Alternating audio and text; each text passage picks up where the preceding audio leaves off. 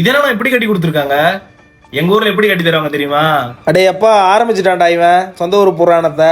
எப்ப பாரு இதையே தான் பேசிட்டு இருப்பான். அப்படி அந்த ஊர்லயே இருந்திருக்கலாம்லடா. ஏன்னா வேலைக்கு வெளியூருக்கு வந்துட்டா சொந்த ஊரை மறந்துட முடியுமா?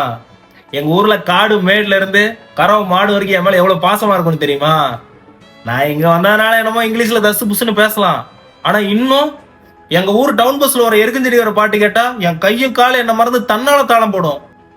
விதவிதமான ட்ரெஸ்ல இங்க எத்தனையோ பிள்ளைங்களை பாக்குறோம். ஆனா உன்னோட ஸ்கூல்ல பண்ண ஃபர்ஸ்ட் லவ் மறந்துட முடியுமா? ஒரு முட்டாய் வாங்கி பாதியா கடிச்சிட்டு கொடுக்குற ஃப்ரெண்டு பாஸ்ல இருந்து அம்மாயா அப்புச்சின்னு கூப்பிடுற நேசம் வரைக்கும் என்னை எந்த கூட்டத்துல விட்டாலும் எங்க ஊருக்காரங்க பாசியும் சரி, எங்க ஊர் மேல இருக்க ஆசையும் சரி சுட்டு போட்டாலும் மறக்காது. நீ ஏராளமா இருக்குது, தாராளமா சொல்லுவேன். சொர்க்கத்தை பத்தி பேசிட்டு இருக்கேன், சொந்த ஊர் புராணம்னு சொல்லிட்ட எப்படித்தானோ.